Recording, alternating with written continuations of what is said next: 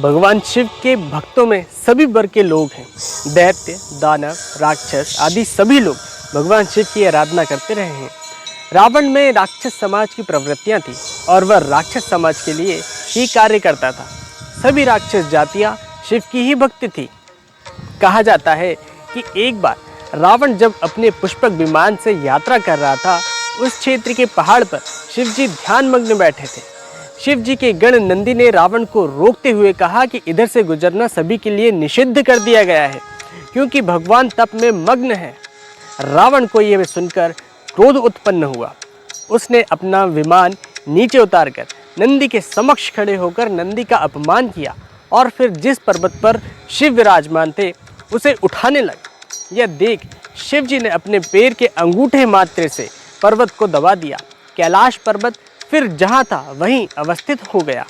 इससे रावण का हाथ दब गया और वह क्षमा करते हुए कहने लगा, शंकर शंकर अर्थात क्षमा करिए और स्तुति करने लगा। यह क्षमा याचना और स्तुति की ही कालांतर में शिव तांडव स्रोत कहलाया। इस घटना के बाद वह शिव का परम भक्त बन गया। रावण ने शिव तांडव स्रोत की रचना करने के अलावा अन्य कई तंत्र ग्रंथों की रचना की। एक बार रावण ने शिवजी की घोर तपस्या की और अपने एक एक सिर काटकर हवन में चढ़ाने लगा। जब 10वां सिर काटने लगा तब शिवजी ने उसका हाथ पकड़ लिया और उससे सभी सिर फिर से स्थापित करके कहा, वर मांगो। रावण ने कहा, मैं आपके शिवलिंग स्वरूप को लंका में स्थापित करना चाहता हूँ। तब शिवजी ने अपने शिवलिंग स्वरूप 2 चिन्ह दिए और कहा कि इन्हें भूमि पर मत रखना, अन्यथा ये वहीं स्थापित हो जाएंगे। रावण उन दोनों शिवलिंग को लेकर चला और रास्ते में गोकर्ण क्षेत्र में एक जगह उसने बेजू नाम के एक गडरिये को दोनों शिवलिंग पकड़ने को कहा और कहा कि इसे किसी भी हालत में नीचे मत रखना।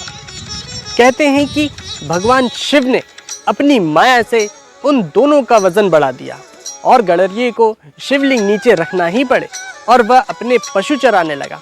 इस तरह दोनों शिवलिंग वहीं स्थापित हो गए। जिस मंजूषा में रावण के दोनों शिवलिंग रखे थे, उस मंजूषा के सामने जो शिवलिंग था वह चंद्रभाल के नाम से प्रसिद्ध हुआ और जो पीठ की ओर था वह बैजनाथ के नाम से जाना गया।